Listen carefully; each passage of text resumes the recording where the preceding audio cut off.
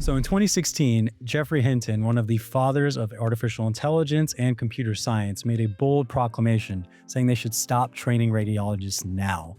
As a medical student, this was very alarming to me at the time, but now I can say confidently 10 years later that radiologists are more important than ever.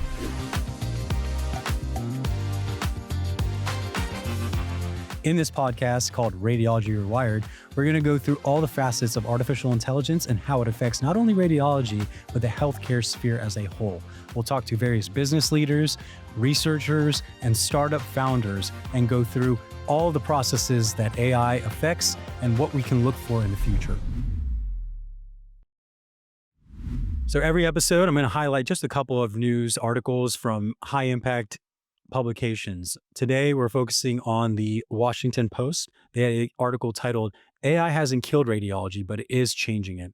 And in this, we're talking about 340 FDA-approved algorithms that exist right now in radiology.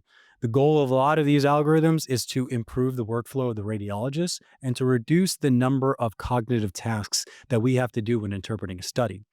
What has happened is that these tools are very, very task specific, and they're not widely adopted yet.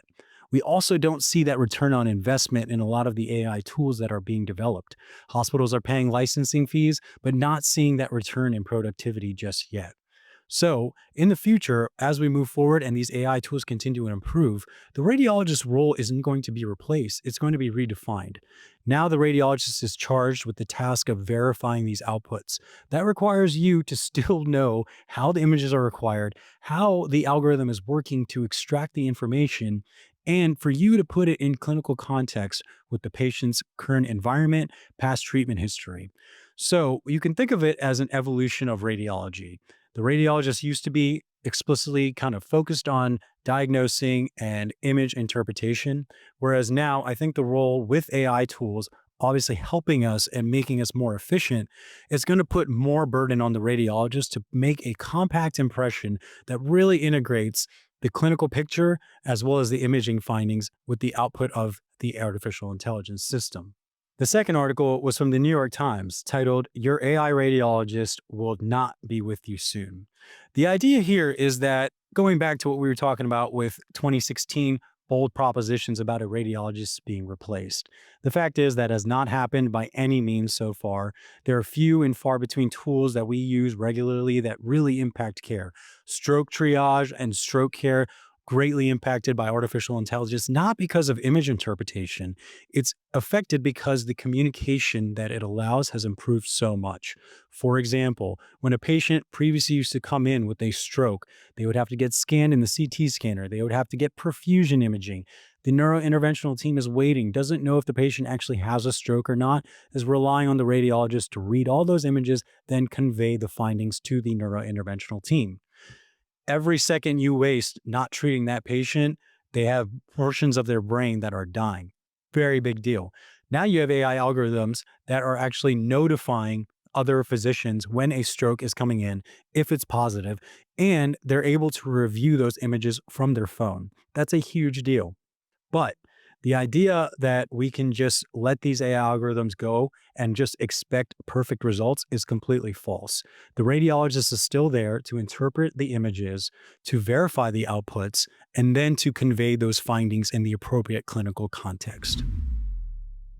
Hi, everybody. So first episode, we got a great guest for you today. This is going to be Dr. Greg Albers. He is the co-founder and one of the heads at RapidAI. Long history in neuroradiology research, was one of the first people looking at diffusion imaging and stroke imaging and determining which patients are candidates for stroke therapy, and also changing the stroke treatment window, which is a huge deal.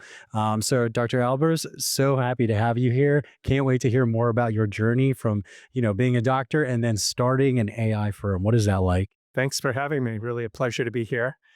Well, it's very different being in the business world versus the academic world. So it's quite an experience that has been very enlightening.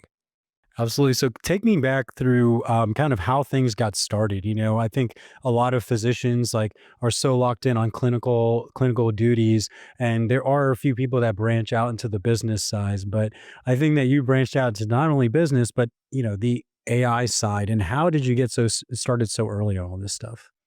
Well, it really started back in the mid 90s. We had just started the stroke center at Stanford in 1992, and we're trying to find ways to treat stroke. At that time, there was nothing approved to treat stroke. And I had been taught in medical school that if you're going to treat it, it's got to be ultra early, that the brain is going to die so quickly when you cut off the blood flow. So we were looking at neuroprotective agents, and they weren't going so well. And it was really fortuitous that MR physicist named Mike Mosley came to Stanford right after making a very big discovery. He was looking in stroke models and looking at new MR sequences, and he figured out that diffusion MR could see a stroke right after it was created. So it's been very frustrating, as a resident to, go to the ER, see somebody with a major deficit, and then the CT scan shows you nothing. So you really have no idea, where the lesion is and how big it is, and is it irreversibly injured or not. So we started doing diffusion MR on all the patients at Stanford. This was at a time when MR was never done on stroke patients. And it was fascinating because what we found was that every stroke was different. And we actually got a grant to do 5 diffusion MRs on the stroke patients over the first 2 weeks. And what we could see is that there were some patients that were what we were expected based on medical school, that all the damage happened really fast and didn't get any bigger after a few hours. But that was the minority. Most patients, the stroke was growing slowly, often over 24 hours, sometimes even longer. We even had strokes growing for 3 days. So that was the moment we said, look, if these strokes are evolving over this period of time, we should be able to treat them later, and we need to find a way to identify whose stroke is still growing and whose stroke has already come to completion. So that was sort of the idea that led to, we need to have a software that will automatically tell you how much tissue is dead and how big is the penumbra, how much tissue is at risk but still salvageable, because that would give an opportunity to individualize stroke care.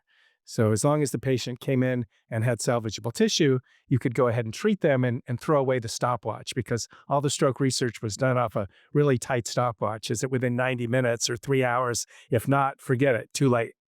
And so what you guys discovered, though, is like in terms of how that impacted stroke care, what did that lead to in terms of stroke window and how that changed? Yeah, so the first part was, establishing that the diffusion image really identified tissue that was dead, and that as the diffusion grew, it meant the stroke was growing.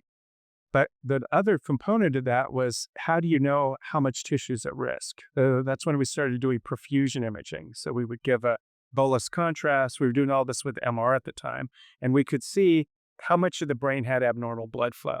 And what we would find is that if the patient didn't have the clot removed, the diffusion typically would grow into that perfusion lesion. So the idea was that if you had a mismatch, a small diffusion lesion and a large perfusion lesion, that identified somebody who could still benefit from therapy. So we started off trying to convince the NIH to sponsor a study that would allow us to help prove this. And that took 3 NIH submissions because there was tremendous skepticism. Everybody was really ingrained in this idea that, time is brain, and it's a very, very short time that you have. So that the idea that we had was, all right, let's try to use a clot dissolving agent at double the approved time. So by this time, 1996 had come along, and our first treatment for stroke was approved, TPA, clot buster, but it was approved with a 3-hour window, and the realization that most of the benefit in that trial was patients treated within 90 minutes. So our proposal was, I want to take patients up to 6 hours, and if they have a favorable profile on this imaging, give them TPA. So people thought, oh, that's a crazy idea, you're going to hurt people. But after 3 grant submissions that finally got approved, it's called the diffuse-1 study, and we showed that if these patients had the favorable imaging and they got the TPA and it opened the vessel, they were walking out of the hospital. They had a tremendous clinical response. So that's when the idea for the company really came about. Because at that time, to get these images, it was taking about 150 mouse clicks and about a half an hour. So this was never going to fly in the real world. So we said, we need to have this automated. And then had to look around to see where we could find some money to bring in a software engineer who could make an automatic map of the diffusion and the perfusion lesion. And that's kind of how you guys were able to get the ground truth data, right? Based on the diffusion images, those usually corresponded with what was the dead brain portion, right? Yeah, what we would find is that in patients who had complete recanalization, if the TPA opened the vessel and the blood flow was restored, that the final stroke volume would match the diffusion volume. If the blood vessel didn't open, that diffusion volume would continue to grow and it would match the perfusion volume. So we were able to basically predict what the infarct volume would be based on this early imaging. So here's our early imaging. And then you say, if the patient reperfuses, the stroke volume will be X. If the patient doesn't reperfuse, the stroke volume will be Y. And the trials that we did at that time confirmed that this seemed to work. So the next step was to be able to prove that somebody with this favorable imaging at a late time window could have a benefit from different stroke therapies. So we started with the clot dissolving medicine TPA, but soon evolved to physical clot removal with catheters, what's called thrombectomy, right? We reach in, pull out the clot, and restore the blood flow. So the next study that we did was a 12-hour window. So we doubled from 6 to 12. And that was also difficult to get through the NIH. The reviewers said, oh, you'll be looking for a needle in a haystack. Nobody's going to have salvageable tissue at 12 hours. And the grant was rejected. We put it in again with more preliminary data, and it didn't quite make it, but it was close. And that was right around the time that President Obama was elected. And it's actually Obama who got us over the hump, because what he said is that we're going to put out this American Recovery and Restoration Act, which funds grants that will employ a lot of people, even though the grant didn't quite make it. So we got the Diffuse grant through that program, through the federal government's assistance. And the other caveat that they had was you had to finish it in 2 years, which this was a 4-year plan for this study. So we had to rush and rush. And by this point, we had the automated software that was, showing the images. So if the patient had the favorable imaging, they got into the study. And then what we could see is that if the clot was successfully pulled out, the patients did much, much better, even at 12 hours. So this was really exciting. But to have an impact on guidelines, we had to do a big multi-center randomized trial where half the patients would be treated and half the patients wouldn't. So that was our next step, which again was the third diffuse trial. It was called Diffuse 3, and we had a 16-hour time window. So we kept pushing it further and further. We wanted to go to 24, but the grant reviewers said that's insanity. Like, no way can you do 24. But at the same time, one of the device companies said, well, we'll do 24. So we had 2 trials running simultaneously, one sponsored by the NIH, Diffuse 3 at 16, one sponsored by industry with a 24-hour window.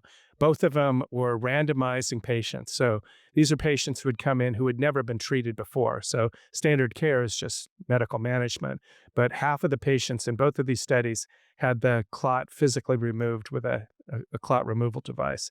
Both of the studies got stopped early for overwhelming efficacy. There was huge, huge efficacy in these trials.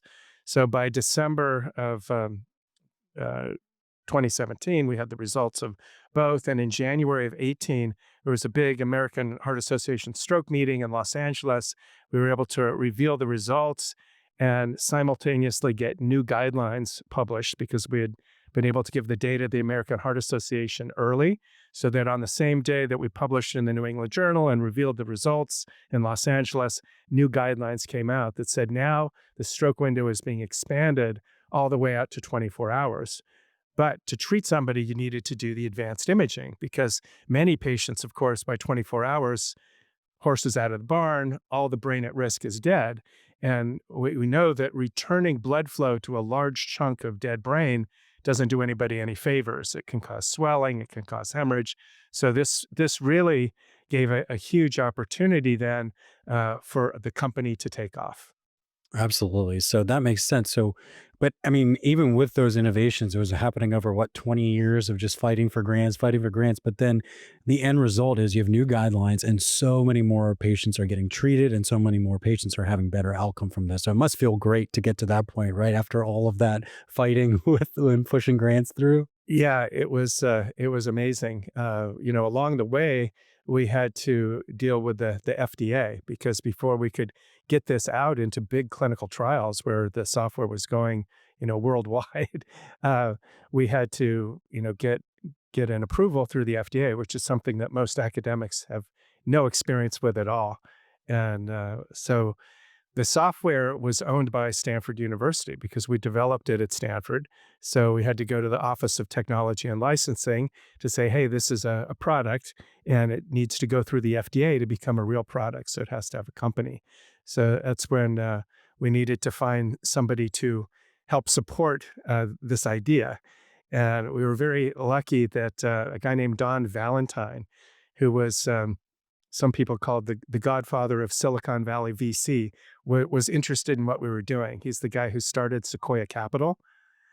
And he was interested in the research and actually was the one who put up a donation to Stanford to allow us to hire the software engineer to develop the software. A guy named Matt Straka was hired. Don was a tough guy, though. He said, look, this is a little far-fetched.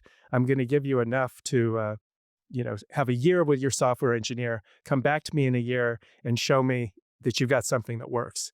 And, the software engineer said, this is a 2-year job. So again, time pressure. So we beat on him. And in a year, we came back to Don and he was impressed that it was, identifying diffusion and perfusion imagings, coming up with the volume. It was done on something that looked like a little Mac Mini. Took about 10 minutes to crank through, but he got the pictures. So he said, okay, I'm going to give you money to continue so we can bring this forward. But let me tell you something. You're never going to get this through the FDA. Because you said Sequoia Capital, we used to do medical, but the FDA is so challenging that, we've gone to tech now. So we said, well, let's give it a shot and see if we can get it through the FDA. One of the big hurdles was that this is fully automated, and there was nothing before that was fully automated.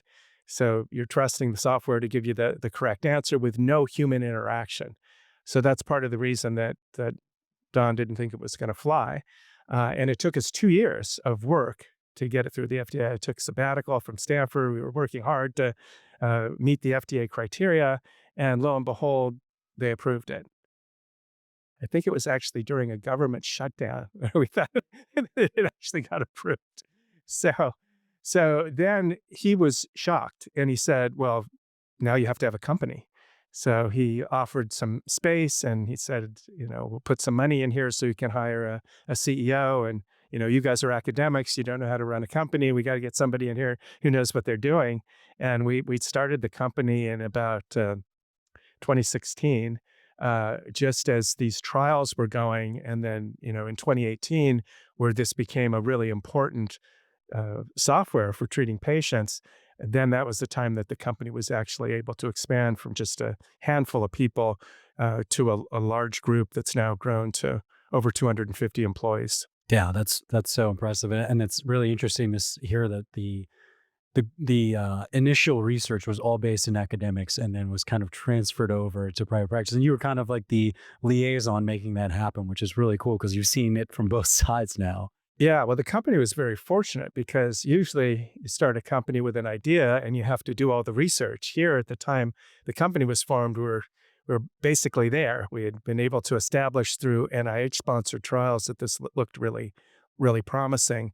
And that was also around the time that AI was taking off, right? That suddenly that AI was the hot topic and it gave the opportunity to say, all right, we've done this product that helps you expand the time window for treating stroke, but there's a whole lot of other things related to stroke that AI could help. Identifying a brain hemorrhage, measuring how big it is, checking if it's growing or not growing, identifying a large vessel occlusion, all sorts of different things. And there were, a hot topic.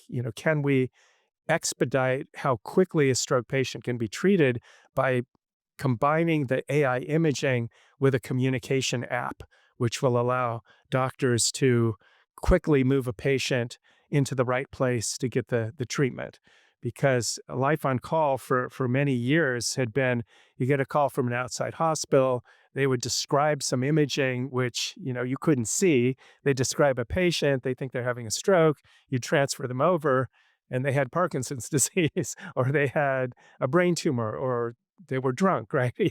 All sorts of different things, which made these transfers highly inefficient and also involved many, many phone calls, because you think the patient has come over for one of these thrombectomy procedures, you've got the team waiting, they're ready to go, you fly them over, and then it turns out to be a false alarm. It's a huge financial waste. So one of the big efforts that started shortly after 2018 was, let's develop an app where you can share imaging, where you don't have to worry about HIPAA because it's HIPAA compliant. You can see the imaging in the outside hospitals, and you can also pull in your interventionalist. So the neurologist could say, "Hey, this looks good." The interventionalist could look. You could look at the screen at the same time, and by doing that, you could have a much faster interaction with the ER, because that's what the ER wants. They want a quick yes or no.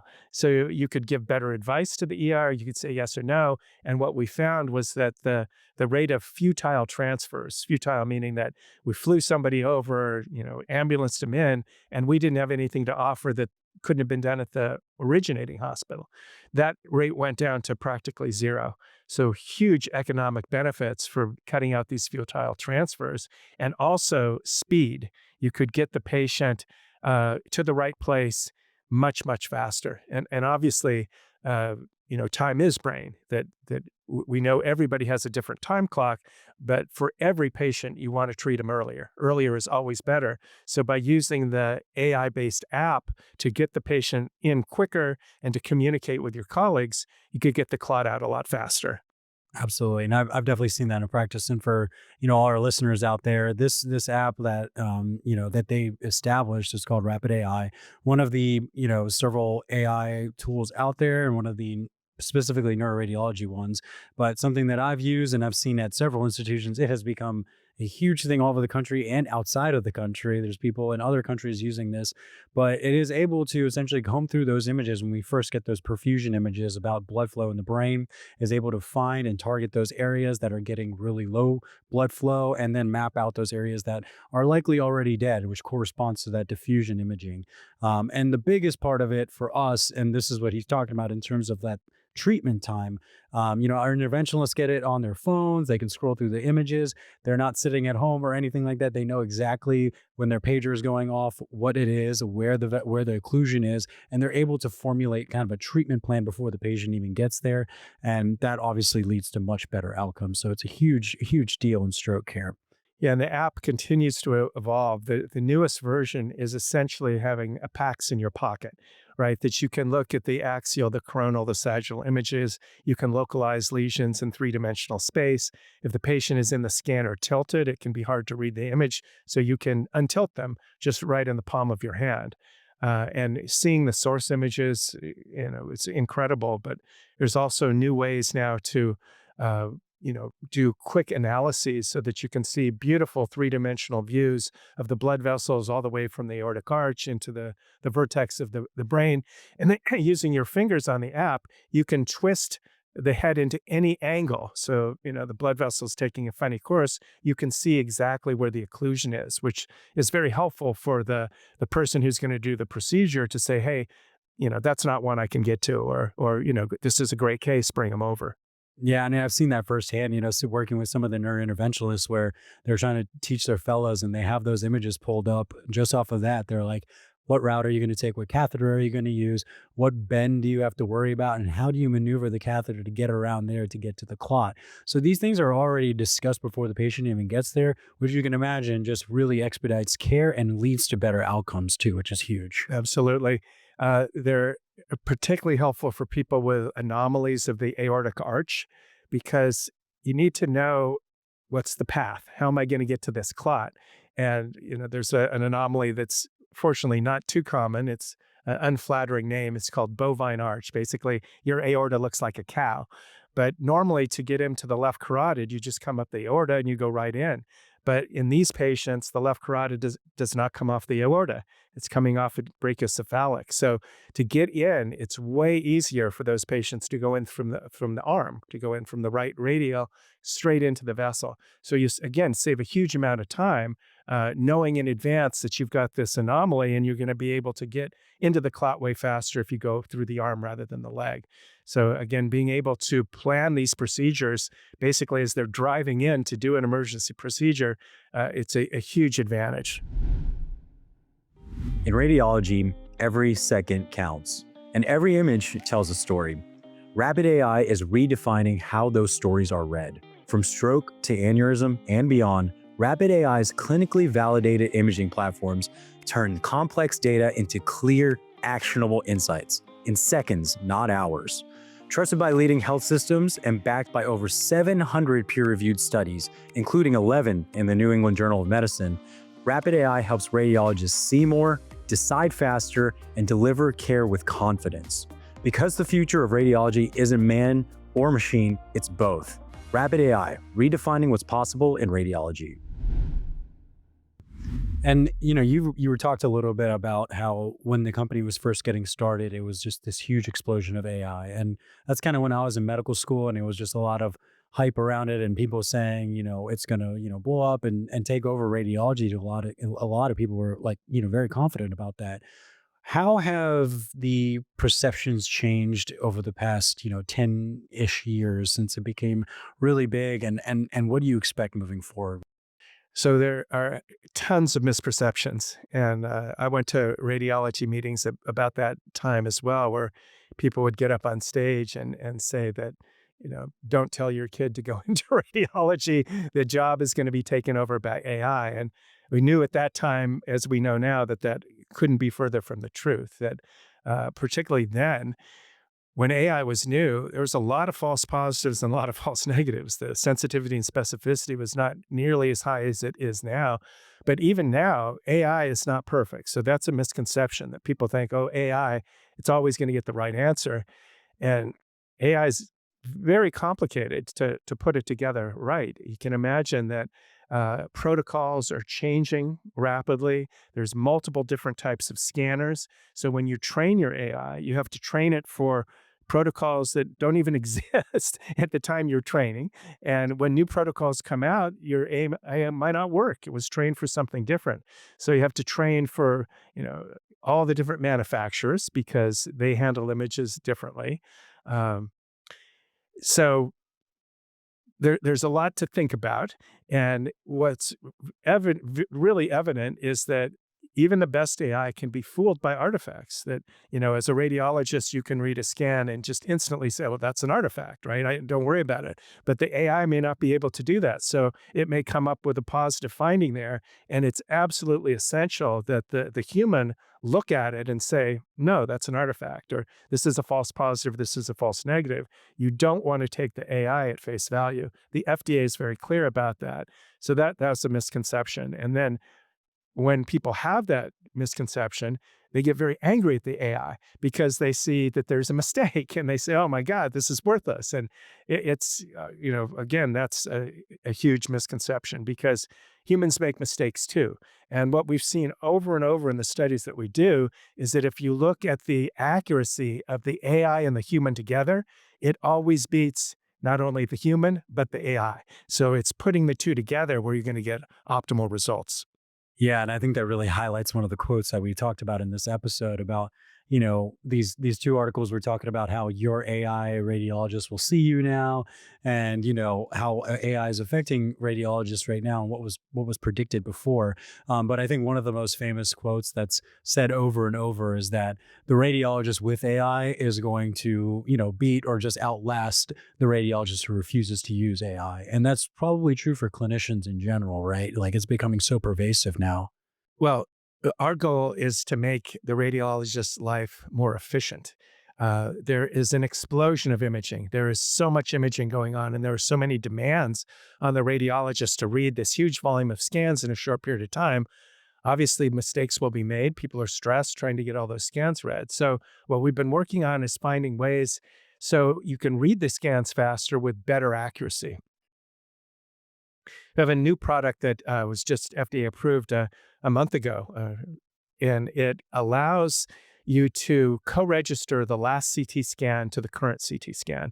And it is incredibly helpful, particularly for patients with neuro ICU, brain hemorrhages, hydrocephalus, type of things that are in the ICU where they're getting repeated scans and hemorrhages are growing and ventricles are blowing up and you've got obstructive hydrocephalus. What it does is it has a color code to show you exactly what's changing. If a ventricle is getting bigger, you see the area that's bigger in dark blue. If the ventricle is getting smaller, you see that area that shrunk in light blue. Hemorrhage getting bigger, that's flagged in a color. And after reading about 15 scans and getting used to this color presentation, we've seen that this cuts 30% of the reading time for reading these type of scans with better accuracy. So not only do the radiologists read faster, but they can read more accurately. The other thing that can help radiologists is to be able to flag the most important scans to come up to the top of the reading list, because you may sit down with and you got 30, 40 scans to read, and you come down and see that there's one who's in the ER with, brain hemorrhage, midline shift, obstructive hydrocephalus, obviously needs to go to the OR, and you want that read to be flashing at the top of your list. So by the AI being able to say, hey, this looks really serious, let's put it to the top of the list. That, again, a big advantage. A lot of what we did in the early years was really focused for clinicians who are treating patients, because in the middle of the night, we often didn't have a radiologist available, right? So how can we help figure out who's the right patient to treat in the middle of the night? What we've been doing more recently is saying, hey, we need to look at what's helping the radiologist. So, what can we do that the radiologist has a hard time doing on their own? Calculating the volume of a brain hemorrhage is not easy. There's a trick radiologists use called ABC/2. It's a shortcut. They can do it quickly. It's not that accurate, particularly for unusually shaped hemorrhages. So to have an automated hemorrhage volume that can come out instantly, less than a minute, you got the volume, and then it can allow you to track, because after somebody comes in with a brain hemorrhage, typically you're going to do a 6-hour stability scan. And what we would often hear from the radiologist is, well, it looks stable, but the technique's not the same. They're tilted, not quite sure, do another one. And here you say, well, the volume was 15 6 hours ago. It's still 15. Clearly, it has not changed, which can also help you avoid transfers. A lot of hospitals, community hospitals, they see a brain hemorrhage and they say, oh, I can't handle this, send the patient over. But many of these are small, stable hemorrhages where nothing is going to be done. The patient is just going to be monitored, watch their blood pressure. So you can save a fortune by not transferring these hemorrhages. So by having the volumes available, that's really helpful. For an aneurysm, having a volume of the aneurysm and the surface area can be incredibly helpful as you trying to say, here's my scan from 6 months ago, here's the new scan, co-registering it, get the neck plane lined up. Now you can say much more definitively, this aneurysm is stable. Because what we found is that there's, fortunately not common, but there are cases where standard imaging, radiologist says the aneurysm is stable, don't worry, come back in a year, and a few months later, the patient has a subarachnoid hemorrhage.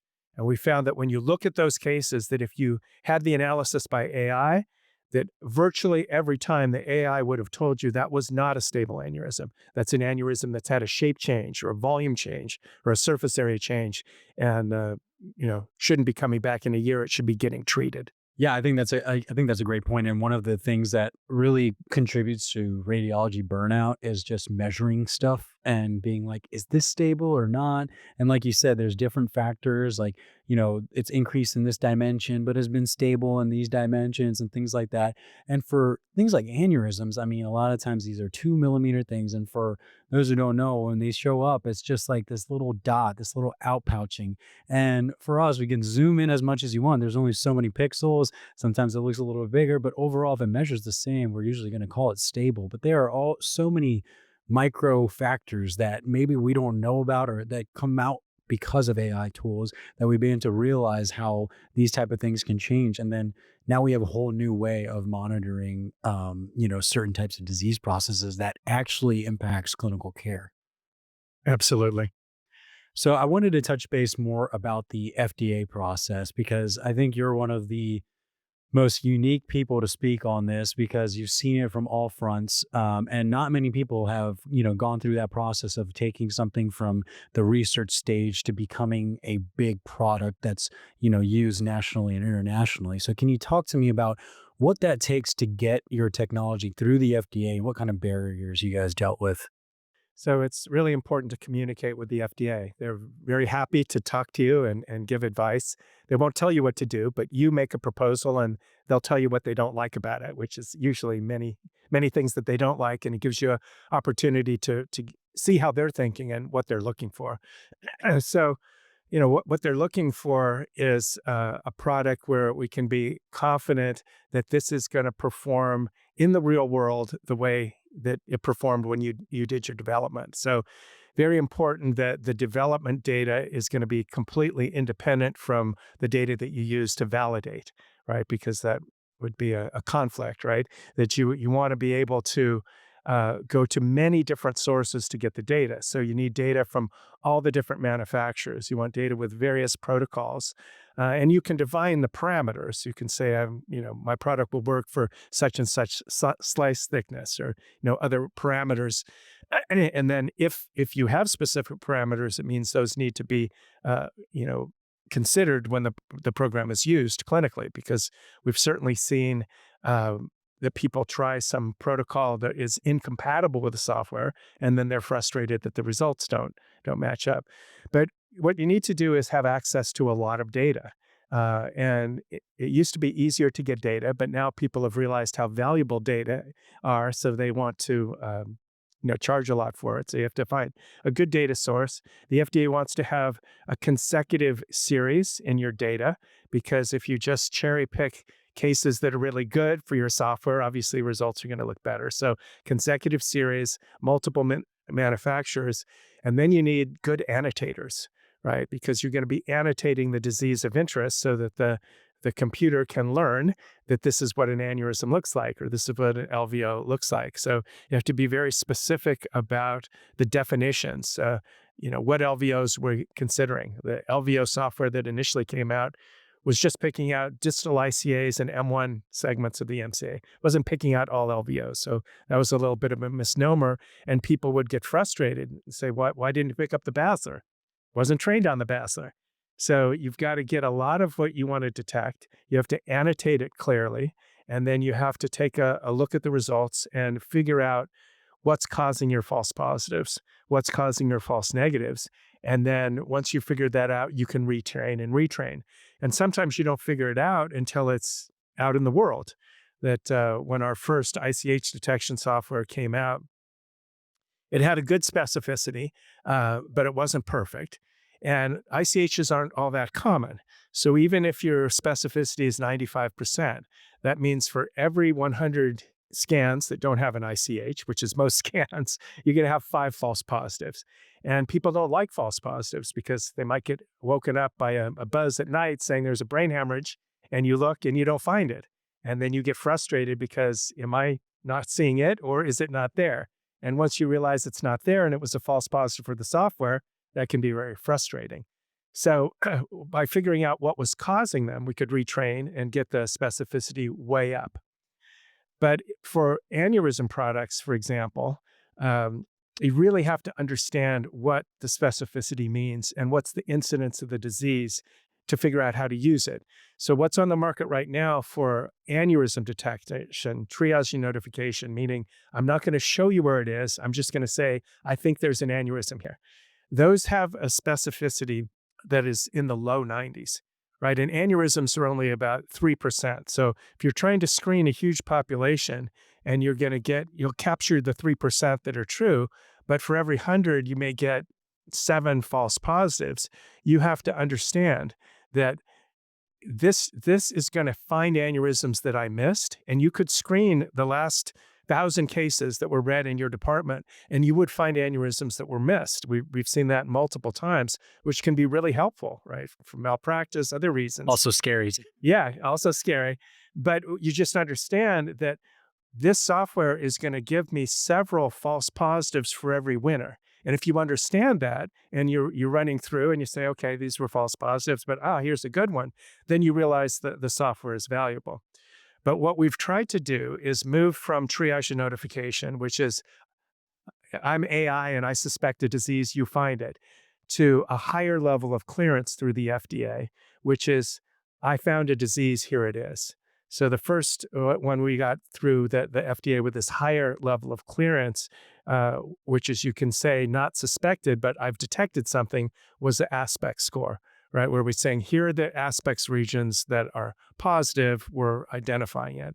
And now for aneurysm, we have a software that will find the aneurysm, say, hey, it's right here, I'm coloring it red, and do measurements that radiologists can't do.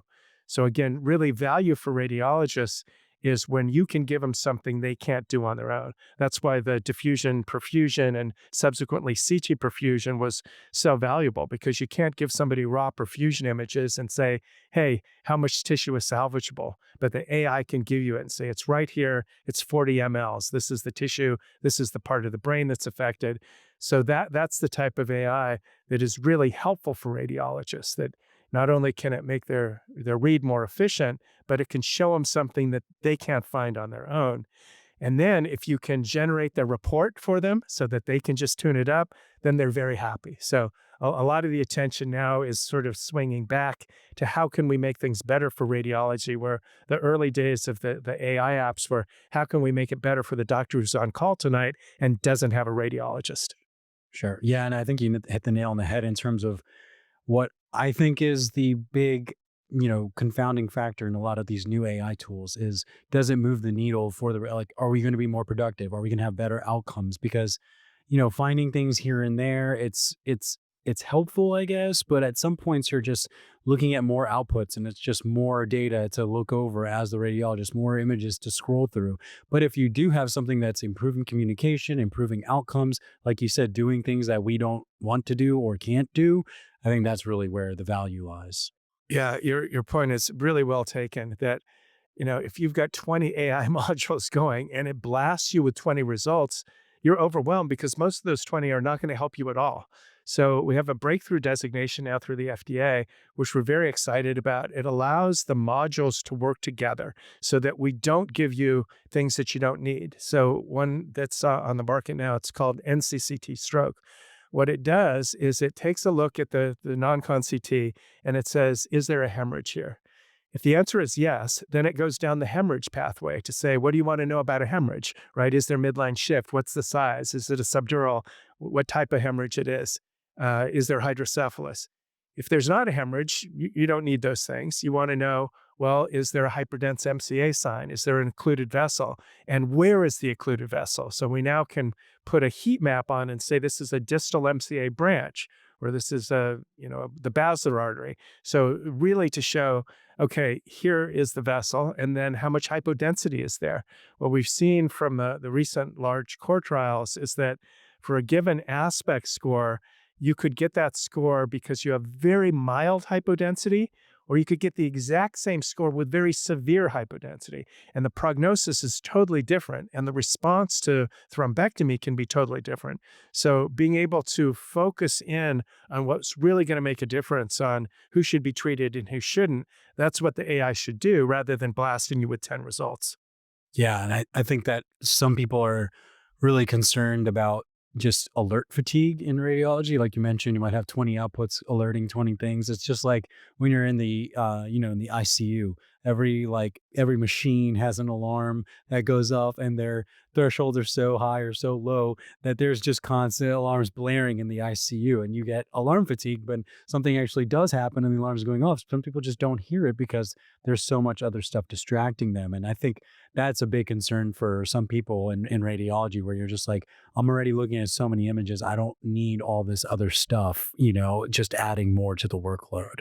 Yeah, so that's a big challenge for AI, to be able to tailor the outputs to things that are really going to help and not fill up the packs with a ton of images. Because if they're there, then the radiologist has to look at them, and then the AI can make it longer for them to read a case. The goal should be, we want it to make it faster for the radiologist to read the case. Absolutely. How do you see liability issues with AI and AI outputs evolving over the next, 10, 15 years that becomes more pervasive? Yeah. Yeah, great question. You know, certainly there is some AI that can decrease liability. One of the reasons that community hospitals were excited to adopt the CT perfusion software is because it makes it much easier to tell who's a stroke mimic versus a real stroke, or what we call a stroke chameleon, which is when the patient comes in and they seem to have another disease, but it's actually a stroke. Because when you think that it's something else and the time window for treating the stroke disappears, there's a lot of risk. Right now, one of the biggest malpractice risks is basilar thrombosis. And it was a case in New York a couple of years ago, a $110 million lawsuit for missing a basilar thrombosis, because we now have clear data that doing thrombectomy for those patients makes a big difference. And many of these are patients who will, have a history of substance abuse. They're younger, so people come in and, the patient is unresponsive. They just assume it's an overdose. And then they miss the fact that there's a clot that should be pulled out and could have a huge impact. So having the AI show you, look, there's a perfusion deficit, or identifying, hey, there's a basilar thrombosis. I mean, that's huge, right? So, and even, a standard middle cerebral artery occlusion, sometimes it can have an unusual presentation. And if you miss that, it's beyond the standard of care, right? That the patient missed thrombolysis, they missed thrombectomy. So that can help reduce liability. And we just talked about aneurysms, that we're blasting neuroradiologists with CTAs because everybody's doing CTAs now. And many of them are being done because the patient's had a stroke and they find the vessel occlusion and great, I found the vessel occlusion. But there was a PCOM aneurysm that was missed. So again, that's how AI, it can be used in a totally different setting rather than in the midst heat of the battle. You can then screen your past cases and pick up things that may have been missed that aren't ultra acute, like a 3 millimeter aneurysm, right? It's not going to be treated right now, but it's good to know because you want to follow it. So, you know, the whole goal is to make liability go down by helping not to miss things. Yeah, I mean, and for those listening, we have this concept in radiology called satisfaction of search, where you open a scan and you think something's going on, and you're supposed to go through your normal search pattern, which you do. But if what you think is going on and what lines up with the clinical story, and you find that thing, like he's saying, like, oh, this person has a right MCA stroke, boom, answer solved, scan done. But you're just not combing for another answer, and then that's how things get missed. So things like this that have like almost like a second set of eyes running in the background, flagging things for you that you might have missed. I mean, I think that's what I think will move the needle a lot, because like you're saying, it's going to pay dividends in liability. And I think everybody is concerned about missing small things in all private practices and academics and stuff like that. So I think that translates really well to getting adopted as well. Absolutely. So I was also going to ask, like, you start in one kind of area, right? I know Rapid, for example, is started as, stroke imaging. We talked about the kind of the origins. And then now you guys are expanding into different parts of the body, looking for pulmonary embolisms, aortic dissections, things like that. So multiple fields getting involved. How does that process work, or how do you go about expanding? Right. So we were totally focused on the brain and saying, what else can we do to help neurosurgeons and interventionalists and neurologists? And then somebody suggested, well, pulmonary embolism is just like a stroke, right? You've got a blood clot that's blocking off a blood vessel, and people are starting to be more aggressive with treating pulmonary emboli. In addition to thrombolytics, they're going in and doing thrombectomies. But they were not very well organized. It was kind of like the early days of stroke, where patients would come in, the door to needle time was really long, early days of thrombectomy, really long time from door to femoral puncture. So we said, why can't we do the same thing for pulmonary embolism and help develop, PE codes and PE teams that are going to be able to treat more patients and treat them faster. So first thing was, let's detect the PE. So we have, detect the PE. And then for pulmonary, you want to know, is there right heart strain, right? So it was not too difficult to design a module that's going to do RV-LV, ratios and figure out whether you've got right heart strain. And then you put it together in the app so that they can communicate and they can get the lab ready to accept these patients. So it was sort of a natural transition. Some companies have gone the way of saying, okay, I'm going to do basic triage and notification for everything in the body, right? So then, use us and we got the whole body covered. The problem with that is the whole body is very complicated. And, you want to go beyond triage and notification. You want to have, identification, measurement, some of these novel things that we've talked about. So one of the things that we've done is develop a system where you can bring in apps into the system. So if you have an app that you like for breast, you can bring it in and it runs through the Rapid system. So that way you're not saying, okay, I'm going to choose this group because they cover most of the body.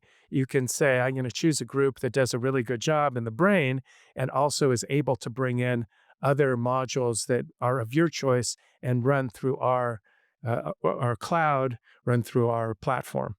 Wow, that's a great concept. I did not know that existed. I hope that's ongoing at my institution because that would be really clutch. I think adding on, like having all those profiles running in one seamless system is probably like the most ideal thing. Yeah, it drives radiology departments and administration crazy to say, I've got to have 10 different AI vendors, right? So that's why some have gone this route of, okay, we'll take a vendor that has the most diseases, but that's really not what you want because that's not going to give you the best stroke app or the best hemorrhage app or the best aneurysm app. So, being able to open up the platform to bring in new modules. And because of that, we've been able to bring in, cervical spine fracture and be able to bring in some cardiac modules. So being able to expand, but also open up to, if your favorite module is X, it can run through this platform and that way you don't have to deal with 10 different AI vendors. Yeah, and you don't have to abandon them either when you kind of move on and there's like some kind of conflict or something like that.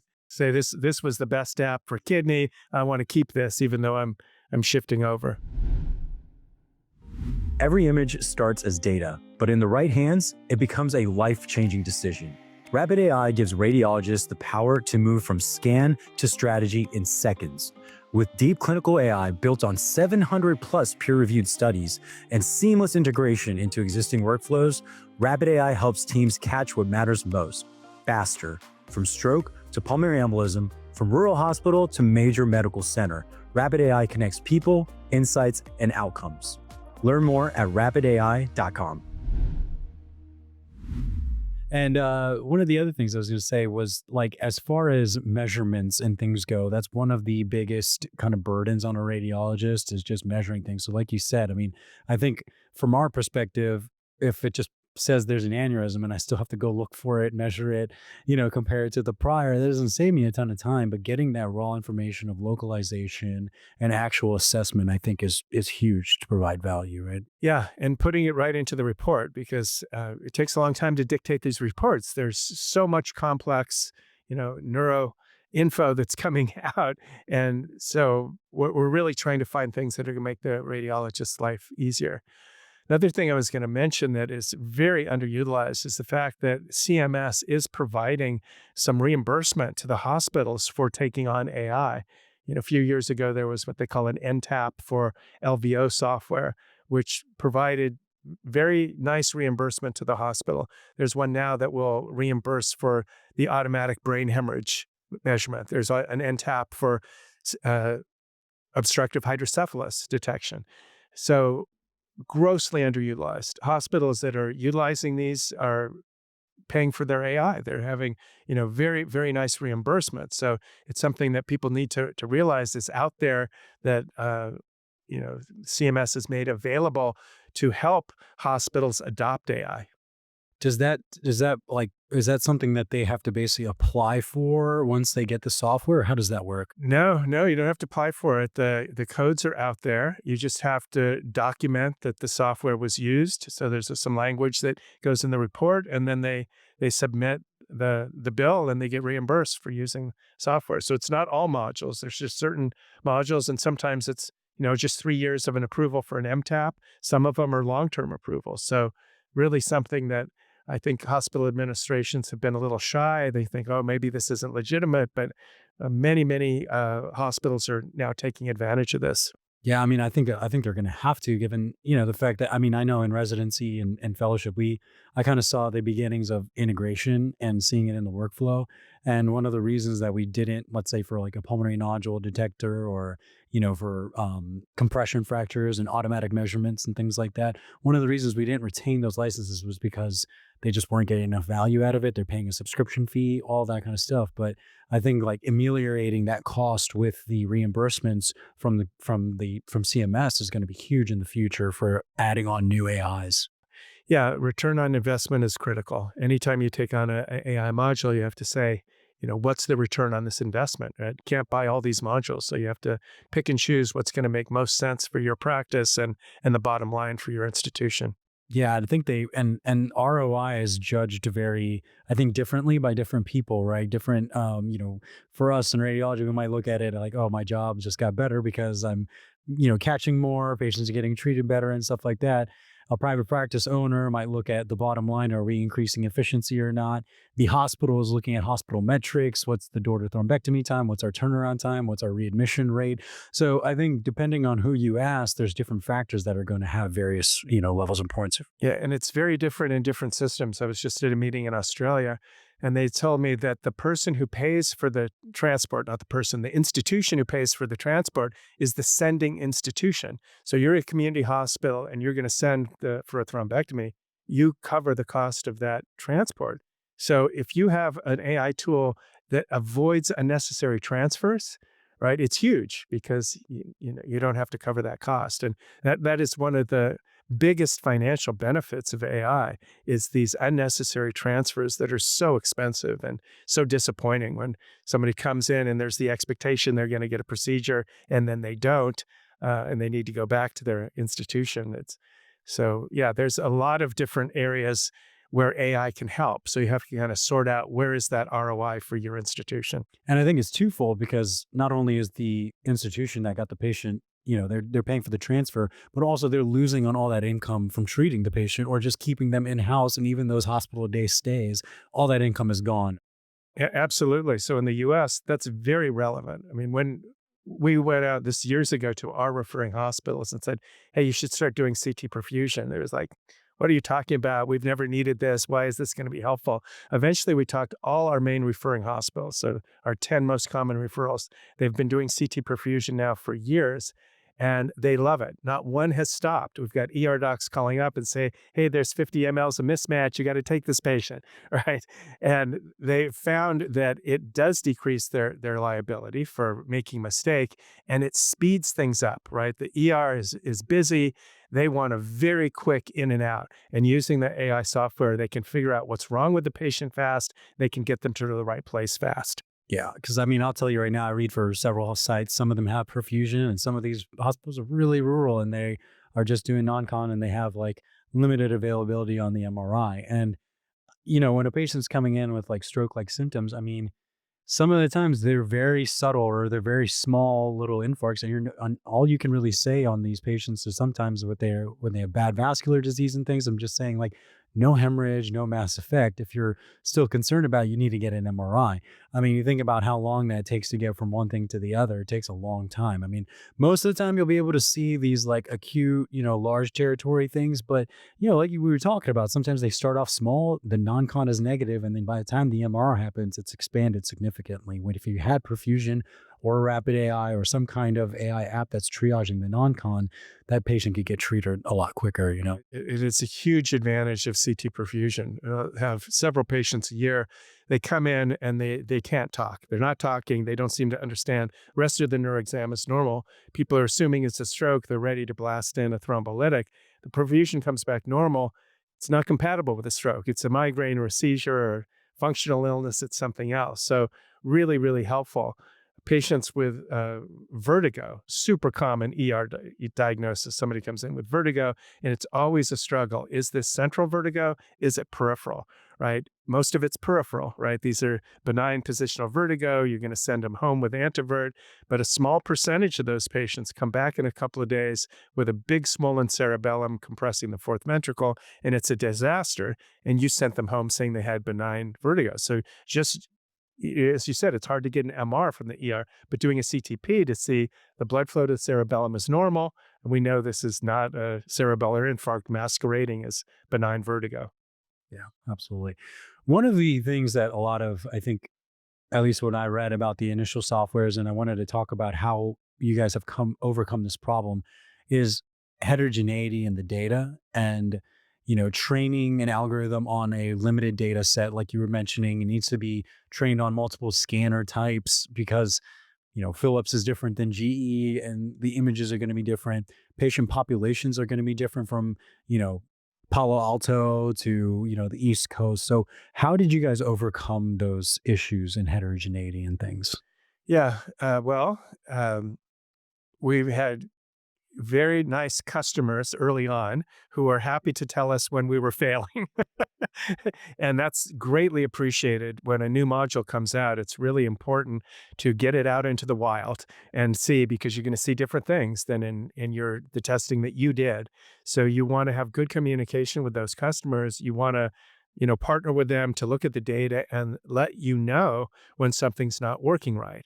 So we're getting a skull-base artifact that's causing a false positive.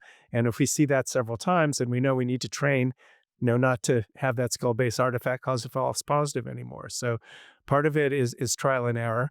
Part of it is trying to be on top of new sequences. We had an experience with our Aspect software where the GE was trying some new thick overlapping slices to try to get, better resolution. But thick overlapping slices, when you tilt correct them to do an aspect score, they give false positives. So we got the word coming out, that we're getting crazy aspect scores. They said, so send us the data. And they sent the data, and we said, oh, well, let's just run this through with thin slices. It takes care of the problem. So a lot of it, again, is that you have to have some partnership with the customer, and the customer needs to realize that it's a little bit of a team effort to try to make sure that this software is working optimally at your site. And what we've now seen recently is some comparison studies where, you do a big 1,600 patient study and you see one software is picking up the LVOs very well and another software isn't. And people don't realize that just because you have an FDA clearance, that doesn't mean your performance in the real world is going to match that. And it doesn't mean that anything that's FDA cleared is equally accurate. So you really need to look at your institution. How is it performing in my institution with my scanners and my protocols, and work with the company to say, do my protocols match? CT perfusion was fairly new when we started to do this, and we found a lot of protocols that didn't make sense, right? They're not giving enough radiation to be able to see the lesion. So you shouldn't give any radiation if you're not going to give enough to see it. Or that the bolus was, not being timed right? They're starting to scan before the bolus arrives, or they're starting to scan 15 seconds after the bolus, right? So you have to be sure that the protocols are appropriate to get optimal performance of your AI. And this feedback that you're getting is primarily from radiologists who are using the software. Yeah, it's often from radiologists, yeah. And the other thing that we'll see is that people don't understand how to read a CT perfusion. That they think it's screwed up, but they don't realize that it's showing you the hemodynamics at the moment of the scan. If somebody had low cerebral blood flow yesterday and it killed some brain tissue and now it's reperfused, that CT perfusion is going to look normal. And yeah, the patient has a stroke, but you're going to pick up the stroke with your low Hounsfield units or your MR. So realizing what CT perfusion does and doesn't do, because none of us, when we were in school, had a course on how to read a CT perfusion. So a lot of what I do is give talks on this is how it works, and this is expected. This is what you would expect to see, because the lesions are going to evolve depending on what stage of reperfusion you're in. How do you combat over reliance on AI in the future? Like, like a young, like we were looking at an article, young radiologists who use AI are more likely to rely on the incorrect result, whereas experienced radiologists can kind of parse it out. So, going through training, if you're getting all these already pre-prescribed outputs and you're almost saying yes, like how do we, I guess, get rid of that bias for the future radiologists? Yeah, I mean, I see images every day for many different hospitals. And the first thing that goes through my mind is the AI right? Is it correct? Right. And in our conferences, we're saying, is it right? So you start with a little bit of skepticism. We know the vast majority of time it's right, which is great, but it's going to make mistakes and it can make some important mistakes. So, from an FDA point of view, from a clinician point of view, you do not take it at face value. You always look at it with a skeptical eye and say, does this make sense, right? Is there truly an occlusion? And the software that's set up well, you can press a button and you're in the source images, right? So it's telling me there's a basilar occlusion. I want to see it. I want to see it on my source images. I push a button, or I've got a nice 3D reconstruction that you push and say, yeah, it's there. Or if it's not, then you try to say, what fooled the software? So it's a little bit of a game that's like, oh, yeah, I can see why the software thought that, but that's an artifact. So you got to train people, young or old, that this is a teamwork. This is a partnership between you and the AI. And if it's done well, it's going to, be of great benefit. How do you see the next, I would say, let's say 10 years going for AI, not just in radiology, but in clinical medicine as well, now that we're kind of expanding into EHR integration and all these kind of things? Like, where do you see us in 10 years? So EHR integration is complicated, but it's potentially incredibly valuable, right? So that if you're trying to do a study and you're looking for patients who have this in their past medical history and no AFib or yes AFib, and being able to pull all that in, combine it with the imaging, you can have a huge impact on research and also on clinical care, right? Because it can tell you. This patient has a contraindication to TPA, right? Or, there's a contraindication lurking in the medical record. So, particularly in something where it's an emergency and you're trying to make a decision right away, you can flash and say, hey, this patient has an AVM, right? We're worried about this, or there's some type of tumor that's going to be a contraindication.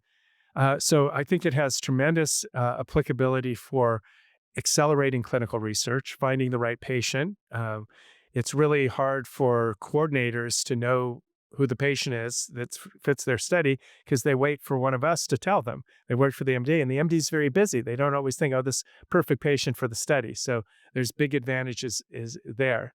But medicine is very complicated, and this is why, this is not putting physicians out of a job. You look at, neurology, neuroradiology.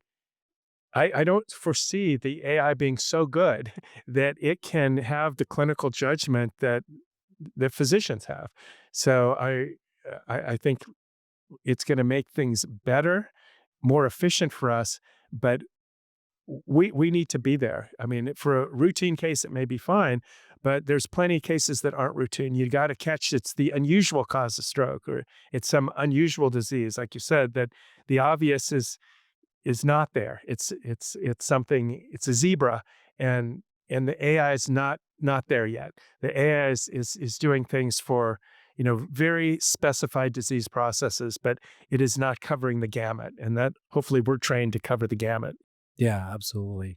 I think that's something that a lot of medical students need to hear too, whoever's listening out there, because I know I get a lot of skepticism and a lot of like, doom and gloom about the field with all these new AI tools and how it's like the perfect scenario for AI and how it's going to be the first one to really make an impact on the job market.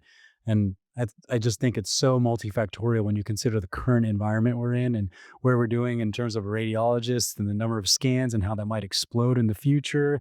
And the fact that we're still charged with this verification process. We're still charged with knowing the basic physiology and the anatomy to verify that things look okay. Yeah, and from a clinician point of view, the AI does not know your patient, right? The patients have different preferences. They, just looking at the patient tells you a lot about the patient, talking to the patient, what's important to the patient. The AI doesn't know that. So the AI cannot make clinical decisions. You need to make the clinical decisions yourself. The AI is going to help you make the best decision, but you make the decision that fits for your patient. So, just kind of a question we ask all of our guests. What's something, I guess, along this whole journey that you've had from, Stanford researcher to, starting a startup, participating in all these trials? What's one experience that happened in life or in medicine that really just rewired the whole way you thought about about medicine and healthcare as a whole? So it goes back to where we started. I was taught that stroke was a stopwatch disease, right? That all the early trials that I did in stroke were a specific time window, and that was what everybody thought, that the study was positive because the time window was really tight. Or, I had so many patients that I said, "I'm sorry, would love to treat your mom, but she came in too late," right? So the real, eureka moment was being able to see that everybody's stroke is different, that no two strokes are identical, and that most strokes are evolving slowly. So that what this tells me is that it makes no sense for the cookie cutter stopwatch, how you design your trials. You need to take what we call precision medicine. Where is this patient at with their stroke? Is there still salvageable tissue? How fast is it growing? Which AI can tell us. I can know in a patient who's 3 hours away, is that stroke still going to be small when it comes to me? Or is it going to be 3 times the size? So realizing that we don't treat patients the same, we need to figure out what's going on with that individual and tailor the therapy to meet that pathophysiology. That's great. And I think it ties into maybe some of the future directions for AI too, where we're doing more very precise care, where maybe factoring in some genomic factors in based on the imaging, and we have AIs that can do that for us. And then also more preventative care and things like that. Do you see a future in that for some of these tools? Absolutely, absolutely. We would much rather prevent a stroke than treat one, and there's a lot of risk factors that are very poorly managed. So people are putting in systems together to, help people realize that their blood pressure is not optimally maintained. And, rather than seeing a physician once every 6 months, giving them real-time feedback that something is out of whack, their glucose, their blood pressure, their cholesterol, so that there's a motivation and a knowledge to help people optimize their risk factors. Absolutely. Dr. Albers, thank you so much. This has been excellent. It is so great to hear from someone who's been through so much and has seen every facet of the field. Thank you so much for coming. Yeah, my pleasure. Thank you. If you guys enjoyed this first episode, please subscribe, like, share the video, make sure people know about it. Next week, we'll be talking about how radiology is affecting the workforce and whether or not we think we can close the gap with the upcoming innovations in artificial intelligence. So stay tuned.